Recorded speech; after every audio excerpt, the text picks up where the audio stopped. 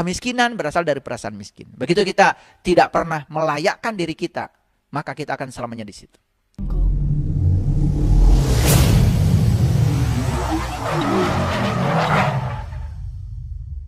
Perasaan tidak baik, perasaan negatif, berarti kita sedang mengalami ketiadaan cinta. Siapa penguasa perasaan kita? Bukankah diri kita sendiri? Jadi sekarang aneh, kita yang menguasai perasaan kita, tetapi kita ya menuduh pihak lain di luar diri kita seakan-akan merekalah yang telah menjadikan kehidupan kita seperti ini. Kan itu tidak adil, ya. Itu. Jadi apapun yang kita rasakan akan menarik orang, akan menarik kejadian, akan menarik keadaan, ya.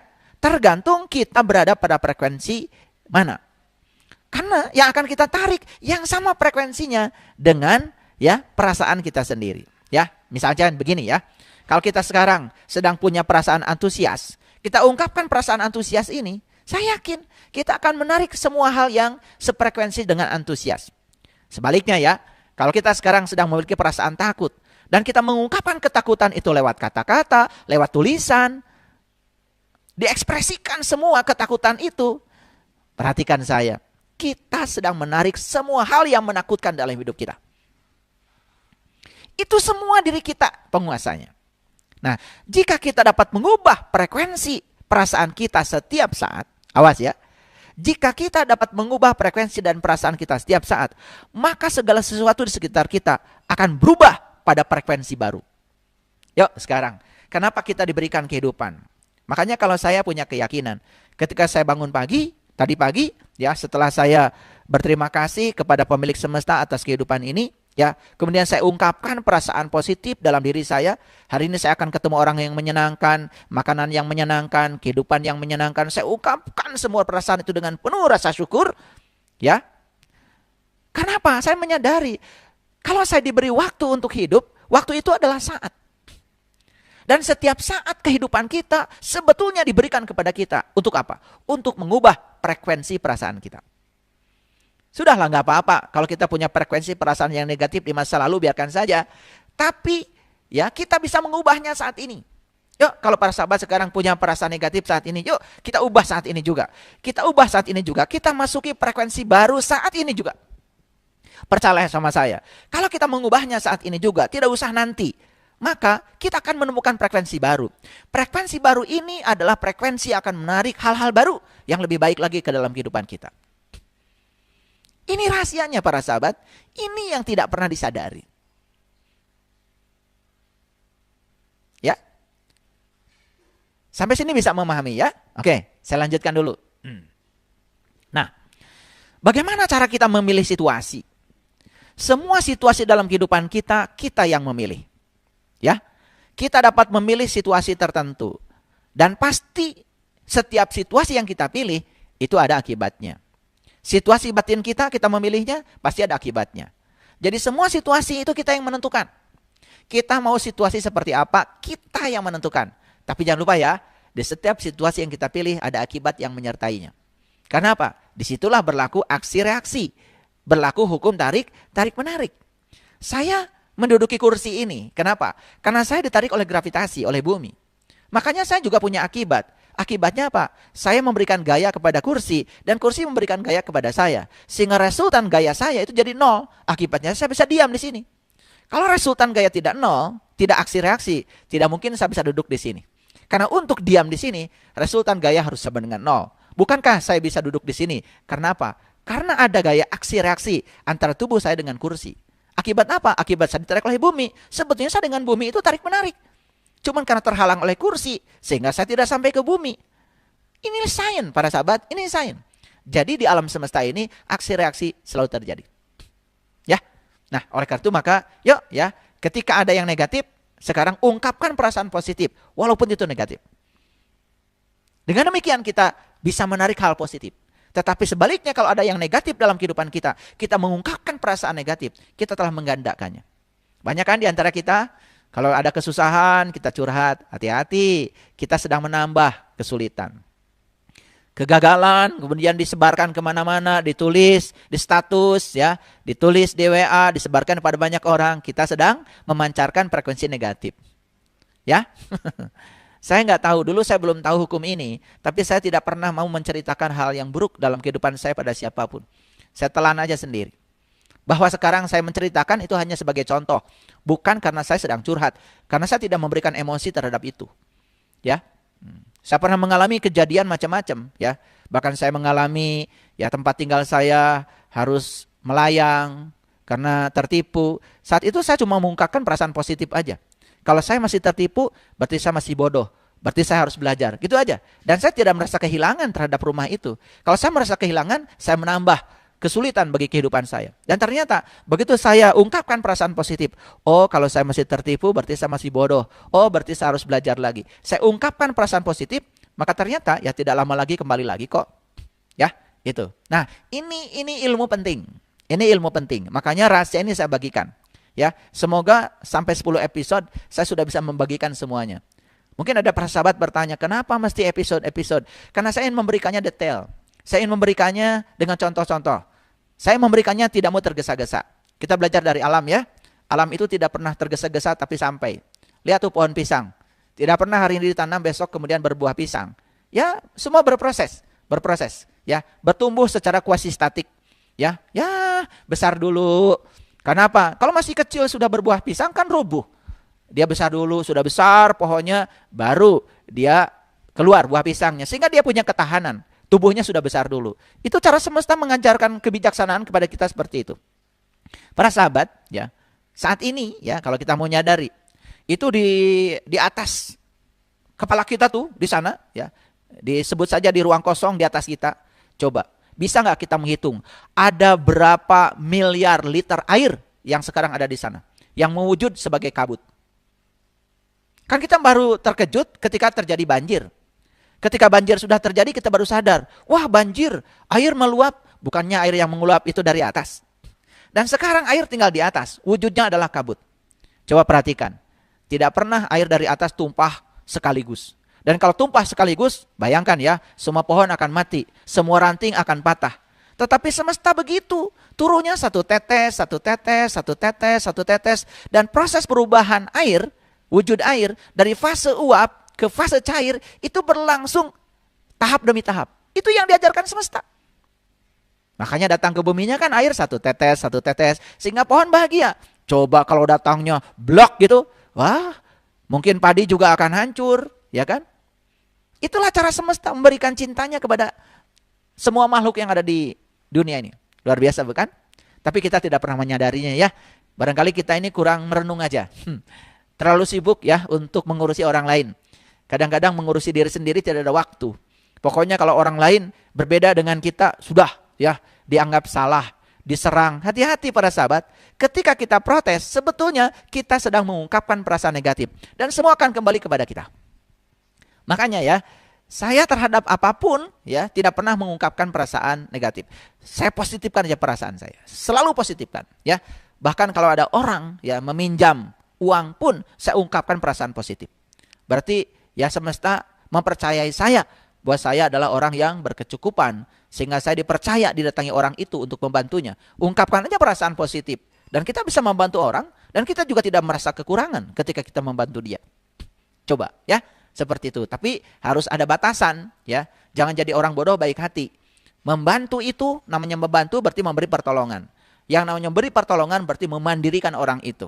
Hati-hati ya. Jangan sampai orang yang ditolong itu malah justru memiliki kebergantungan kepada kita. Kalau itu bukan menolong. Itu namanya meracuni. Kita telah melumpuhkan orang itu. Jadi kalau menolong itu berarti memandirikan orang itu. Hati-hati ya. Makanya kita harus mengedukasi ya setiap pertolongan kita kepada mereka.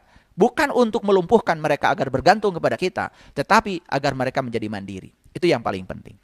Ya, sekarang, ya, kita bisa memilih situasi ya. Oke, contoh yang sederhana aja tentang apa? Tentang hubungan. Hubungan itu banyak ya.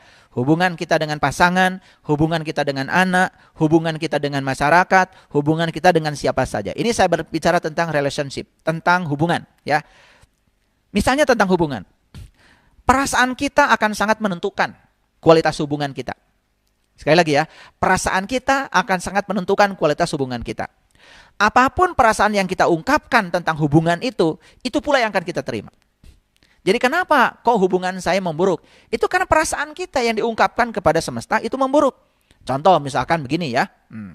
Kita misalkan mengungkapkan perasaan negatif kepada atasan kita. Ini hubungan kerja ya. Kepada atasan kita. Jadi selalu aja diungkapkan perasaan negatif ya. Misalnya perasaan negatif itu kita tidak suka ketika ditegur oleh atasan kita. Kita tidak menerima bahwa teguran itu untuk memajukan diri kita. Itu berarti kita mengungkapkan, nah hubungan dengan atasan akan memburuk. Coba ungkapkan perasaan positif. Oh, atasan saya menegur saya karena cinta kasih. Atasan menegur saya karena atasan saya peduli pada karir saya. Atasan saya menegur saya karena saya harus lebih bagus, kinerja harus lebih bagus. Ungkapkan perasaan positif. Perhatikan saya, hubungan kita dengan atasan akan membaik. Demikian juga hubungan dengan pasangan, hubungan dengan anak, hubungan dengan keluarga, ya. Tergantung seberapa positif kualitas hubungan kita, tergantung daripada seberapa positif perasaan kita. Silakan ya, yang ini tidak usah saya bahas terlalu dalam. Para sahabat kan punya masalah sendiri-sendiri ya. Kenapa hubungan saya dengan pasangan misalnya terus memburuk? Coba periksa bagaimana perasaan kita yang diungkapkan terhadap pasangan. Ketika pasangan menegur kita, kita marah. Ketika pasangan menasehati kita, kita marah. Coba, kalau pasangan kita dipandang sebagai guru kita, guru kesabaran kita, bahkan saat pasangan pun mungkin ya melakukan tindakan yang kita tidak suka, marah-marah misalkan sama kita, kita pandang aja dia sebagai guru kita. Kita pandang dia sebagai orang yang diutus semesta untuk mendewasakan kita. Saya yakin, ungkapan perasaan positif malah justru akan mengubah hubungan kita menjadi lebih baik. Ya, saya berikan contoh-contoh supaya para sahabat bisa memahaminya lebih sederhana. Ya, oke. Jadi hubungan dengan siapapun bisa membahagiakan, bisa memberi semangat, bisa memuaskan, tergantung pada ungkapan perasaan kita tentang hubungan. Bisa juga, mohon maaf para sahabat, hubungan kita membosankan, membuat kita putus asa, hubungan kita mencemaskan, hubungan dipenuhi dengan kebencian, malah justru menimbulkan depresi. Tergantung kepada perasaan kita. Oleh karena itu maka ungkapkan perasaan positif tentang hubungan itu. Gitu. Ya. Jadi perubahan perasaan berarti itulah namanya perubahan takdir. Jadi perubahan perasaan itulah perubahan takdir. Jadi kalau kita ingin mengubah takdir, langkah pertama yang harus diubah adalah ubah perasaan kita. Nah, saya sudah menjelaskan hari ini kalau perasaan itu adalah frekuensi. Saya sudah menjelaskan hari ini kalau perasaan itu adalah frekuensi. Ya? Oke. Ya. Jadi sebetulnya ada banyak pilihan frekuensi perasaan. Di frekuensi perasaan mana kita berada, itulah yang akan kita terima. Jadi frekuensi perasaan kita itu spektrumnya sangat luas. Nah, sekarang tergantung kita mau menempatkan diri kita di frekuensi perasaan yang mana. Ulangi ya, tergantung kita mau menempatkan diri kita di frekuensi perasaan yang mana. Ya, nah banyak orang yang reaksi dirinya terhadap yang di luar itu selalu negatif. Ya, mengungkapkan kemarahan, hati-hati itu. Berarti sedang mengungkapkan perasaan negatif. Hati-hati itu. Maka kita akan menemukan begitu banyak hal negatif dalam hidup. Baik ya, para sahabat, saya akan bicara tentang kendali otomatis perasaan. Nah, ini penting ya, kendali otomatis perasaan. Dan kita harus melepaskan kendali otomatis perasaan itu. Apa yang disebut dengan kendali otomatis perasaan? Begini ya. Banyak yang tidak menyadari bahwa perasaan kita adalah penyebab datangnya sesuatu yang menimpa kita. Ulangi ya. Kalau sudah tidak disadari itu kan udah otomatis. Otomatis itu kan berarti tanpa kendali, bukan? Ya, pesawat otomatis berarti kan tidak usah dikendalikan, dia sudah bisa mengendalikan sendiri. Jadi yang disebut dengan otomatis itu tanpa kendali. Kalau misalkan listrik ini nyala karena stop kontak, itu ada kendali.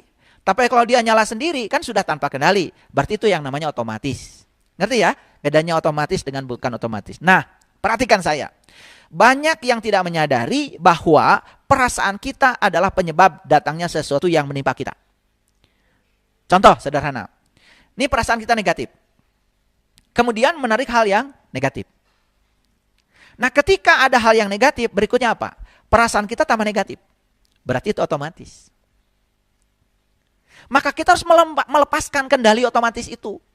Kalau kita tidak melepaskan kendali yang otomatis itu, kita terus-menerus berada dalam penjara kenegatifan akibat perasaan kita yang dibiarkan otomatis. Ulangi ya, ulangi supaya gampang. Perasaan kita negatif, terus menimbulkan hal yang negatif.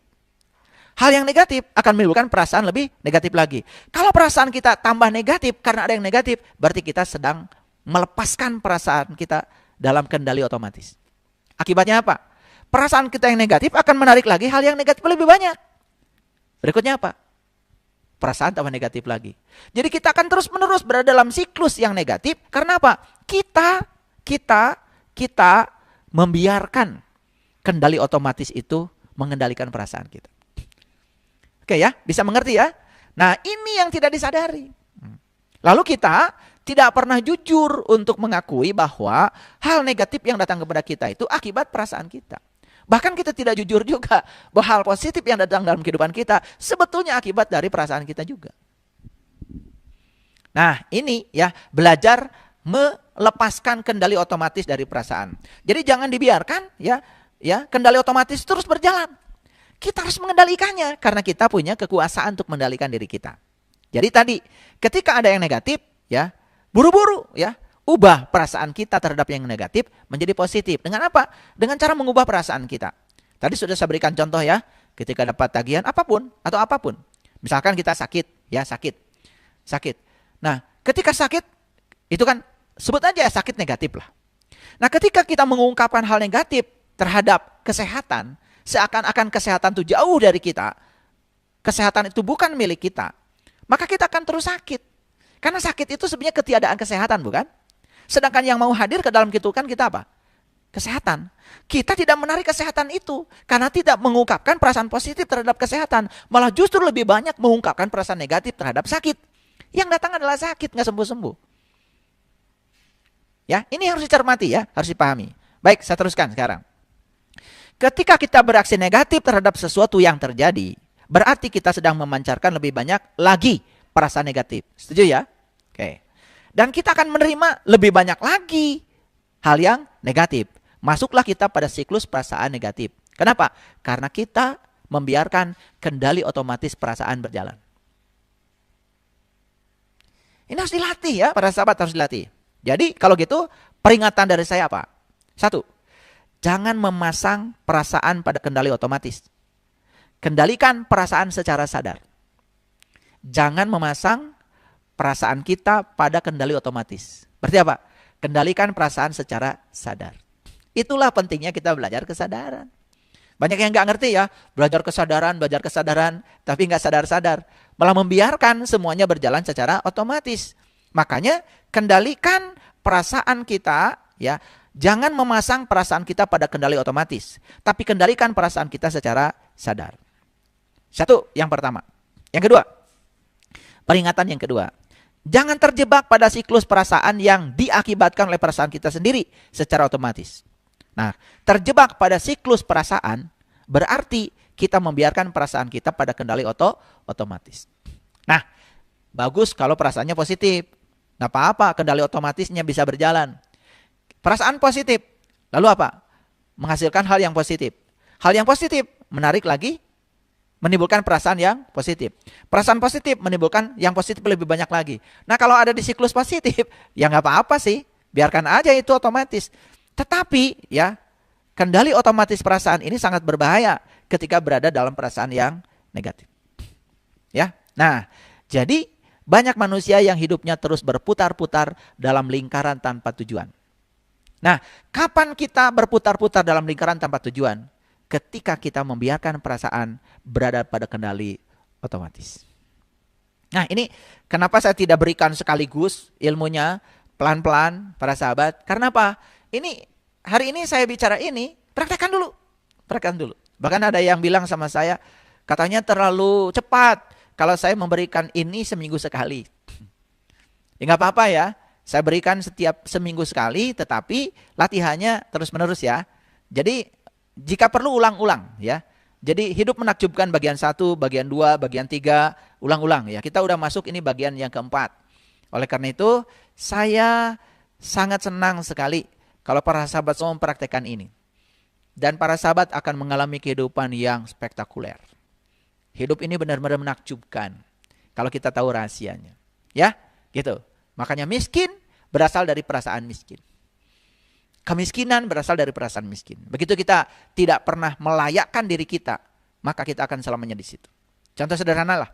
Saya iseng-iseng mewawancarai orang yang kerja di tempat saya. Ada yang kerjanya tukang tembok. Saya tanya, sejak kapan kamu jadi tukang tembok? Ya sejak muda. Sekarang umurnya sudah 56 tahun, masih juga tukang tembok. Terus saya tanya, ya, apa kamu tidak mau misalkan jadi mandor? Apa kamu tidak mau misalnya jadi pemilik rumahnya gitu, ya, yang membayar tukang tembok? Dia mengatakan apa pada saya? Ya, saya mah cukup segini juga, saya bersyukur. Nah, jadi memang dia hanya melayakkan dirinya jadi tukang tembok, selamanya akan jadi tukang tembok. Kalau dia mau memantaskan diri jadi mandor aja, mungkin sudah naik kelas. Apalagi dia memantaskan diri jadi pemilik rumahnya, mungkin naik kelas. Jadi sebetulnya kemiskinan berasal dari perasaan miskin. Karena dirinya sendiri ya yang menarik itu. Nah, dirinya sendiri yang menarik itu. Like attracts like. Jadi saya lalu menemukan jawaban dari situ. Ya sudah. Ya, ada juga saya mewawancarai orang yang jadi mandor. Ya, gajinya lebih besar sedikit ya dari itu. Tapi dia berbeda cara berpikirnya. Kemudian dia mengatakan, ya saya nggak mau ya terus-menerus seperti itu. Ya, capek Pak, karena saya udah tua. Yang saya ingin ya penghasilan saya meningkat seiring dengan proses penuaan saya karena saya tidak mampu lagi untuk ngangkat-ngangkat yang berat itu. Ternyata begitu perasaan dia diubah, dia juga berubah keadaannya. Makanya saya sering mengatakan ini, kalau saya ngasih kuliah entrepreneur ya di perguruan tinggi, saya sering mengatakan begini. Syarat untuk menjadi orang kaya itu harus malas. Oh, terkejut tuh mahasiswa. Syarat untuk menjadi orang kaya itu harus malas. Dikiranya malas yang saya maksud itu tidak usah melakukan apa-apa kemudian kaya, bukan. Contoh ya, malas lah ya kalau harus ngangkat-ngangkat semen, malas kalau harus pegang cangkul, berarti harus jadi pemiliknya, itu maksud saya. Ya, itu maksud saya. Jadi malas untuk mengerjakan yang keras-keras. Bagaimana caranya? Ya, penghasilannya besar tetapi tidak berada di posisi itu. Ya, bukan berarti menyepelekan posisi yang lain, tidak. Semua orang juga sama pentingnya.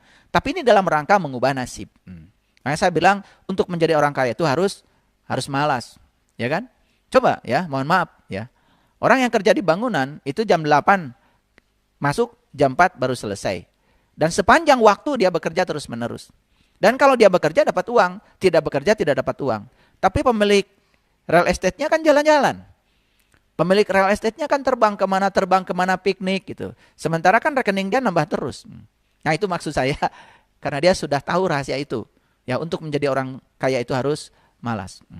Buat apa ya? Jadi orang kaya tapi semua dikerjakan sendiri. Betul nggak? Duitnya banyak.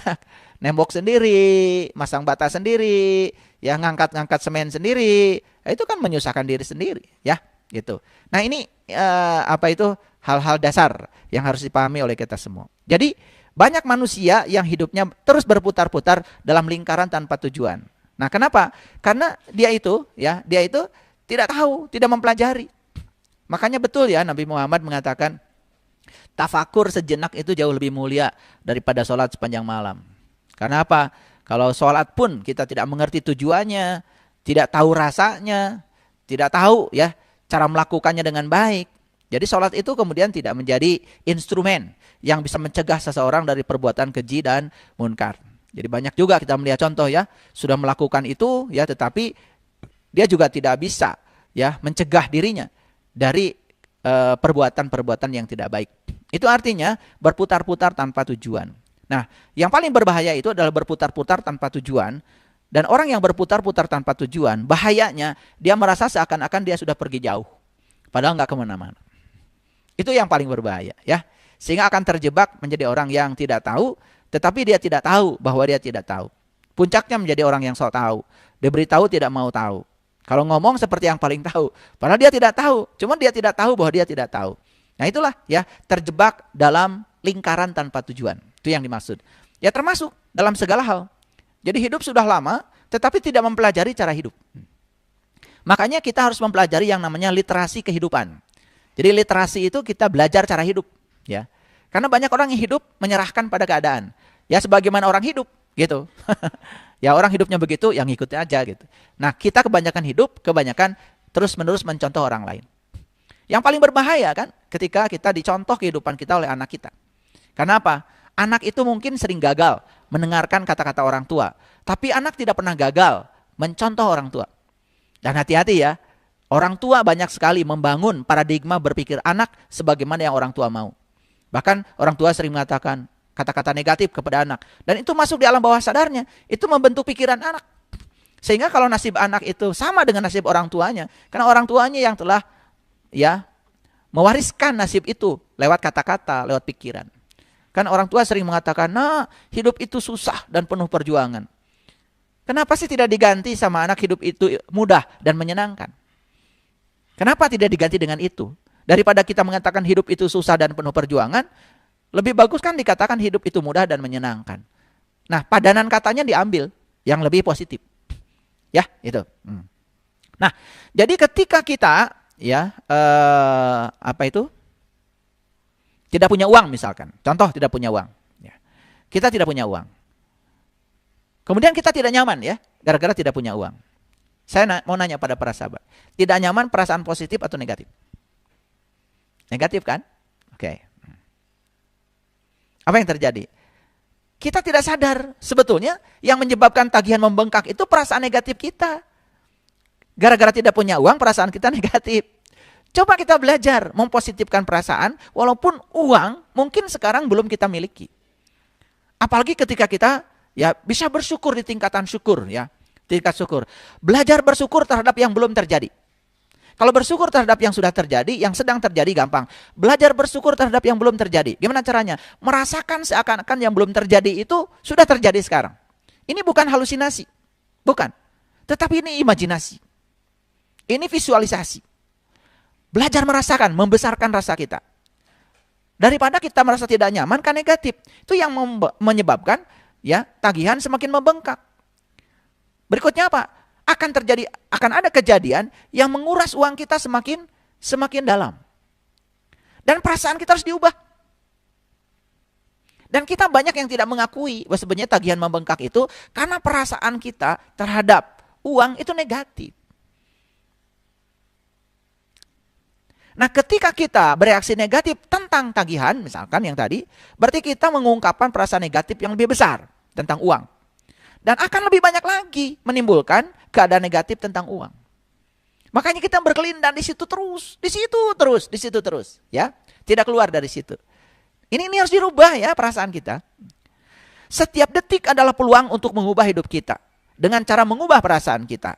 Tak peduli sebelumnya seperti apa. Udah, yang sudah lewat, perasaan kita seperti apa, udah lupakan aja. Dan sekarang kita bisa mengubahnya. Gimana caranya? Masuklah ke frekuensi yang berbeda. Maka hukum tarik-menarik akan merespon kita di frekuensi yang berbeda. Ya? Oke. Kita selama ini diajarkan untuk menyesali kesalahan. Saya mau menyitir satu perkataan dari Neville Goddard. Neville Goddard ini adalah seorang pemikir, ya, seorang filosof, ya. Nah, saya akan bacakan yang aslinya dari Neville Goddard. Dia mengatakan begini: jangan membuang waktu sedetik pun dalam penyesalan.